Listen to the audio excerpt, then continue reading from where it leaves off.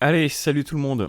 Je voulais m'intéresser au Nasdaq, puisque le Nasdaq, pardon, est une des meilleures performances en bourse que vous puissiez avoir. Et la question était, actuellement, tout le monde s'affole par rapport à une bulle possible sur l'intelligence artificielle et sur le fait que ça pourrait donc se crasher. Alors, ma question, c'était pas tellement de savoir est-ce que c'est vrai ou pas.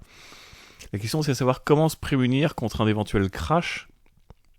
Et on va prendre pour exemple la bulle de l'année 2000, puisqu'on nous compare maintenant la bulle IA par rapport à la bulle Internet de l'année 2000. Alors évidemment, ça paraît minuscule aujourd'hui avec le recul, mais c'était immense, immense, vous allez le voir, par rapport à l'ensemble de la courbe Nasdaq depuis le début. Alors d'abord, quand on regarde un graphique, c'est bien de le regarder en logarithmique, ça remet les choses dans le contexte, et vous voyez qu'avec le recul, le crash était franchement assez costaud. Et ce qui va nous intéresser, c'est donc cette période-là, c'est-à-dire qu'on va se mettre dans le cas de figure d'un type en l'an 2000, exactement comme aujourd'hui il pourrait y avoir un crash, un type en l'an 2000 qui vraiment soit assez débile pour acheter au plus haut. Alors vous allez me dire, on sait jamais quand est-ce qu'il y a le plus haut, le plus bas. Bon, c'est pas très compliqué en soi. Quand un cours de bourse monte, on n'achète pas, jamais. Donc on attend toujours qu'il y ait un léger repli pour pouvoir acheter. Bon, admettons un type qui achète donc en mars 2000 au plus haut autour de 4008 $. Vous voyez ici, hein, on est à peu près à 4008.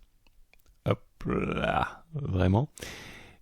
Il va tomber au plus bas à 800 $, ce qui fait une perte de près de 85% de son patrimoine. Donc entre février 2000 et septembre 2002, 2001-2002, donc c'est-à-dire en à peu près 30 mois, en 2 ans et demi, le type va voir, il met 100 000 € ici, il se retrouve au bout de 2 ans et demi avec 15 000 €. C'est-à-dire la solidité mentale d'un type qui perd, il se dit non mais t'inquiète pas, ça va remonter. Et il perd, il se dit non mais t'inquiète, ça va remonter. Et il perd, jusqu'à 15 000. De 100 000 à 15 000.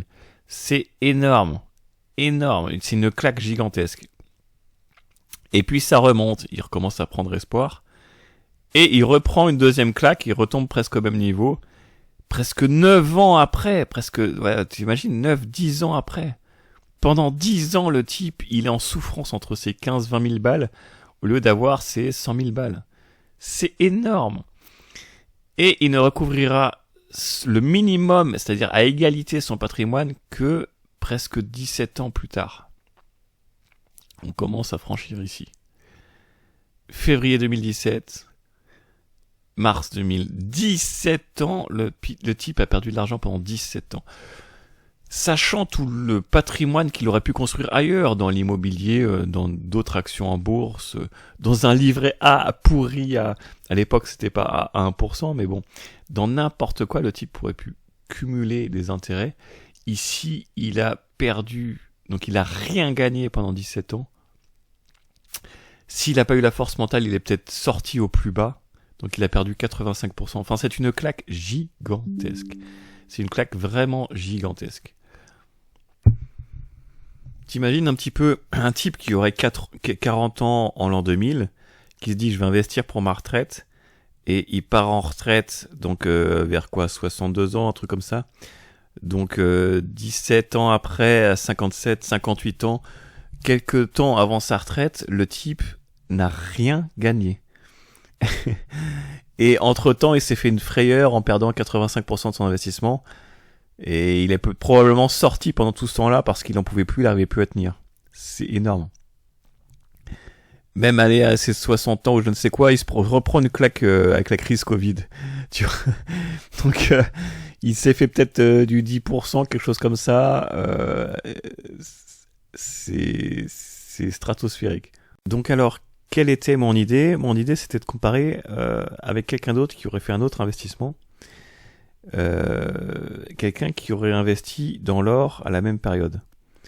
En fait, l'or permet de pondéré leur permet, en fait, quand la bourse en général s'effondre, l'or augmente et vice-versa. Quelqu'un qui aurait acheté en 2000 profite d'une magnifique hausse de l'or, puisque depuis les années 2000, l'immobilier et l'or ont vraiment explosé.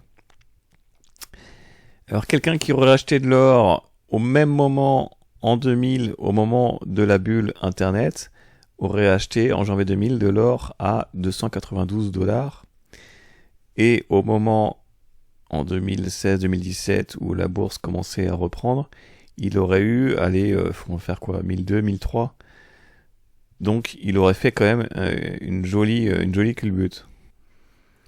En fait, si tu veux, si tu compares sur le Nasdaq, combien même tu aurais fait toute ta performance les 2-3 dernières années, en fait, admettons, il aurait eu, on avait dit combien, il y avait les 40, 50, 56, 57, il aurait eu, ça aurait fait pas mal, 14 000, 14 000, 15 000, il aurait acheté à 4005.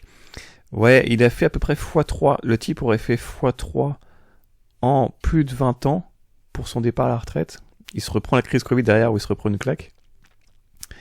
Mais admettons qu'il a fait x3 en 20 ans, sachant qu'il a fait toute sa performance ces 2-3 dernières années, ça veut dire que il a fallu mentalement qu'il puisse tenir sa position pendant 17 ans sans se verser une goutte de sueur. Ce qui est pas donné. Mais admettons, il aurait fait à peu près 5% par an pendant ces 20 ans, quoi. C'est ouf. À côté sur l'or, il aurait fait x6, x7, donc il aurait fait du 10% en moyenne par an sur 17 ans et quelques, quoi. Donc c'est voilà, ici on peut dire que l'investisseur en or aurait battu à plate couture. Bon, mais alors nous ce qui va nous intéresser, c'est uniquement vraiment la période à laquelle le Nasdaq, l'indice, va recouvrir sa position minimum pour partir sur des gains, d'accord? Parce qu'on part sur l'idée de la bulle de l'IA, ok? Donc, on va partir sur les deux dates de février 2000 à octobre 2016, on est d'accord? Février 2000 à octobre 2016. Donc ici, notre investisseur 100% Nasdaq de février 2000 à octobre 2016 aurait fait 0% de performance. Et on va comparer avec notre investisseur or. On voit que l'or se prend une claque quand même, donc on va pas prendre le plus haut, ce serait trop beau, trop facile. Donc de février 2000 ici à octobre 2016, ici, notre investisseur or, oui, on voit que sur la performance de l'or, sur une durée de février 2000 à octobre 2016, on a eu 364 de performance et un rendement annuel moyen de 10%. En fait, sur l'or, c'est simple, on a presque quadruplé, pendant que sur le Nasdaq, on a fait 0. Alors maintenant, on va mettre un peu de l'eau dans le vin et on va essayer de prendre quelqu'un qui aurait simplement 10% d'or et 50% d'or. Évidemment, l'idée, c'est que le reste du pourcentage est composé du Nasdaq. Donc 10% d'or, 90% Nasdaq, ou bien 50% d'or et 50% Nasdaq. Et donc, pour en finir, je saute quelques étapes. Vous allez comprendre après où est-ce que je veux en venir. À 100% d'or, j'ai préféré donc partir sur du capital de départ à 100 000 pour que ça soit plus parlant pour vous. On serait à 464 000 au bout de 16 ans, 50% d'or à 282 000, 10% à 136 400 et 100% Nasdaq, 0% d'or. On serait à 100 000 euros avec des frayeurs de dingue pendant plus de 16 ans sans savoir si on va recouvrir notre somme ou pas. Donc voilà. Ça s'inscrit encore une fois dans un cas de figure extrême d'une bulle historique qui est une des plus grandes bulles parce que quand même 16 à 17 ans à recouvrir la somme, c'est gigantesque avec une perte de 85% pratiquement de votre épargne. C'est gigantesque. Je pense pas que l'IA en soit à ce stade-là de perdre 85% et de mettre 17 ans à recouvrir. Alors là, franchement, surtout 17 ans à recouvrir, j'y crois pas du tout à la vitesse où ça va. avec la robotique et compagnie. Mais bon, voilà, là on est sur un truc historique. Maintenant, allons un peu plus loin et sur du plus long terme, et admettons qu'on parte en l'an 2000 et qu'on aille jusqu'en 2025, en décembre 2025, à l'heure où je parle, pour voir est-ce que ce serait toujours aussi intéressant et quelle serait la meilleure position. Bon, alors bien sûr, évidemment, là, il faut dire que on a vraiment un cours de bourse de l'or qui a explosé, il rentre même pas dans l'écran. Depuis quand? Depuis 2 ans, quoi. Ouais, depuis un an surtout, ouais, depuis un an. Donc voilà, on part sur un cours de bourse. Allez, on va l'arrondir à combien? Au-dessus pour pas que vous soyez énervés. Allez, on va dire 4250, ça vous va? 4250 et on serait parti à la base sur un cours de bourse à 200... Allez, 280 et 4250, on va partir là-dessus. Allez, on lui oppose donc la personne qui est sur le Nasdaq. Alors, sur le Nasdaq, on va partir donc... on était sur la fameuse bulle. Donc, on va partir sur une valeur... qu'est-ce qui vous convient? Allez, 4005, ça sera un bon chiffre rond. 4005, donc, pour février 2000.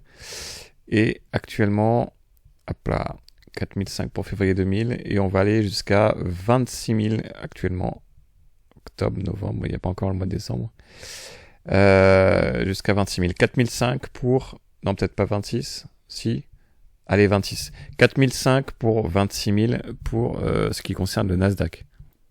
Alors, c'est très intéressant, la conclusion de cet exercice, parce que vous verrez maintenant ma transparence et ma sincérité.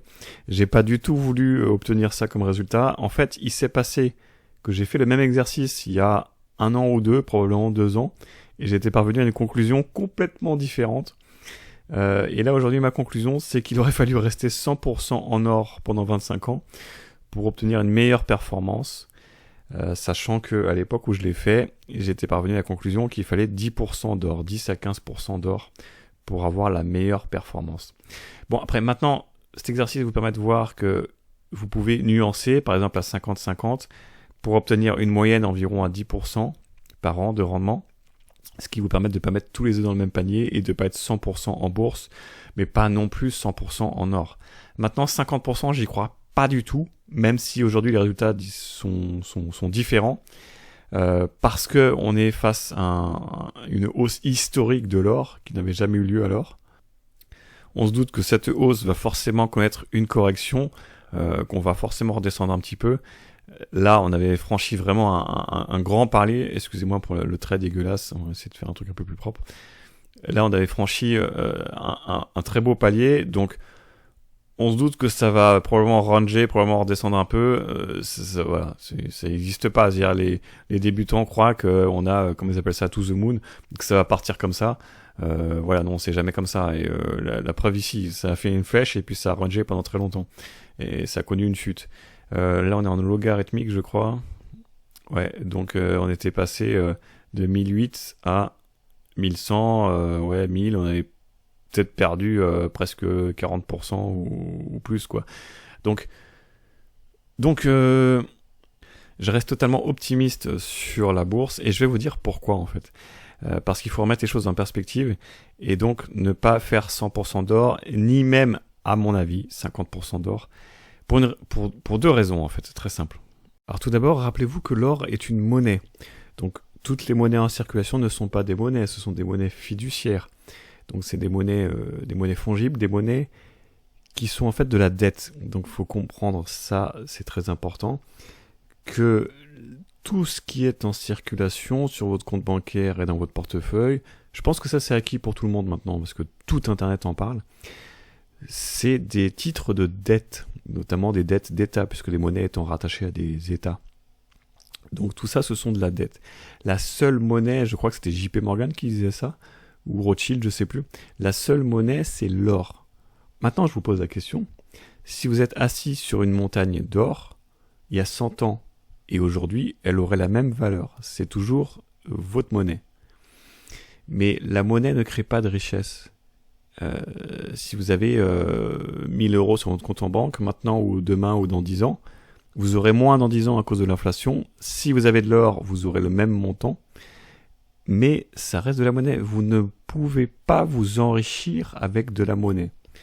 Donc, la monnaie, qui est donc l'or, quand je parle de monnaie, je parle d'or. La monnaie permet de stocker la valeur, mais aucunement de s'enrichir. Donc, si on veut s'enrichir, on doit miser, c'est comme une course de chevaux, on doit miser sur le bon cheval, c'est-à-dire l'entreprise qui va développer le plus de valeur économique dans les années à venir. Et donc l'entreprise qui va faire couler d'autres, parce que c'est ça l'économie. Quand une entreprise grossit, il y a d'autres entreprises qui coulent, ou d'autres secteurs qui coulent et qui sont détrônés et déplacés, remplacés. Donc on ne s'enrichit pas avec de l'or. On s'enrichit avec l'économie, avec une entreprise gagnante. Donc ça, c'était la première raison, c'est que les gens n'intègrent pas bien, parce qu'ils ont cette idée, mon or précieux, mon or. Oui, mais l'or, c'est du stockage. Tu ne peux pas t'enrichir avec de l'or. Alors après, il y a la deuxième raison. On peut regarder un cours de bourse de l'or sur 100 ans, puisque là, ça démarre en 1920.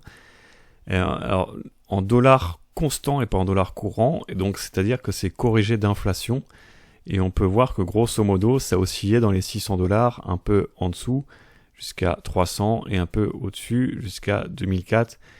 On était, allez, admettons, vous voulez un rapport plus haut dans les 800 $, puisque là, ils ont fait une médiane apparemment sur cette zone-là, dans les 800 $. Aujourd'hui, elle a explosé et on a fait un plus haut historique net d'inflation. Donc, est-ce qu'on n'est pas plutôt en bulle sur l'or que sur l'IA ? Moi, c'est plutôt ça que je craindrais. Sachant aussi, je vous renvoie à d'autres vidéos que j'ai faites, que moi, je crains quand même, je vous parle pas d'un court et d'un moyen terme, où il pourrait y avoir effectivement des problèmes d'hyperinflation, de dette d'État, etc. On est d'accord, mais à moyen long terme, je crains une déflation massive à cause de l'arrivée technologique des robots. Je crains davantage un scénario de déflationniste, et dans un scénario déflationniste, l'or, c'est une connerie. Faut pas avoir d'or, quoi. Personnellement, je me fierais aux grandes institutions bancaires, financières, qui sollicitent toujours l'idée qu'il faut avoir 10 à 15% d'or dans son portefeuille. Et le reste, après, vous diversifiez comme vous souhaitez. Mais c'est de la folie d'être 100% en or, et même 50%, ça me semble beaucoup trop. Donc voilà, à bon entendeur, après chacun fait ce qu'il veut. Malheureusement, et j'ai été sincère d'être transparent avec vous, mon graphique et mon tableau se sont vautrés, puisque je l'avais fait il y a 2 ans, et c'était pas du tout, j'avais pas obtenu les mêmes résultats. Après, c'est intéressant, ça permet de voir l'évolution au fur et à mesure du temps. Moi, je reste sur un scénario, et éventuellement, peut-être entre les deux, mais il faut pas trop majorer de la monnaie. La monnaie ne crée pas de richesse. Voilà, c'est à part justement dans un scénario déflationniste, où là, et là on parle plus de monnaie, mais vraiment de dette. Là, on dit qu'il faut se rabattre sur les obligations d'État. On dit qu'il faut se rabattre donc sur la liquidité, la monnaie fiduciaire, parce que ça vous donne du pouvoir d'achat pour acheter beaucoup de choses qui sont en train de baisser. Bon, maintenant, dans les années à venir, c'est vraiment un cas de figure unique dans l'histoire, puisque d'un côté, on va avoir probablement le problème des années à venir, c'est une hausse du chômage vertigineux. On ne sait pas encore quels seront les futurs métiers, on ne sait pas s'ils existeront autant qu'il en existe aujourd'hui. Donc, il y a un mélange de déflation violente et d'inflation dans les années à venir. Mais voilà. Bon, écoutez, l'essentiel de la vidéo, c'est de vous montrer que vous pouvez diluer un peu vos risques et ne pas être 100% en bourse, sachant que là, on était sur 25 ans en plus. Mais que la bulle de l'IA, c'était un peu le sujet, la bulle de l'IA en soi, évidemment, si pendant 16 ans vous êtes 100% en bourse, vous faites rien, voire même vous perdez parce que vous avez eu peur entre-temps et que vous avez vendu. Maintenant, si vous diluez un peu votre risque, Dans ce cas de figure-là, j'ai pas eu de bol, ça faisait pas beaucoup. Après, vous pouvez diluer un peu plus. Moi, ça me paraît beaucoup trop, 50%. Mais ça vous permettra de vous rattraper s'il devait y avoir un crash, enfin s'il devait y avoir une bulle de l'IA. Moi, j'y crois pas. J'y crois pas du tout. J'y crois bien sur du court terme, qu'on prenne des violentes baisses, du 30%, ce que vous voulez. Mais je crois pas à 16 ans de scénario. Je crois pas à 16 ans de scénario de stagnation sur les valeurs autour des technologies. Non, j'y crois pas. Pas à notre époque, pas à la vitesse où ça va. Non, j'y crois pas du tout, franchement. Donc voilà. À bon entendeur. À bientôt. Ciao.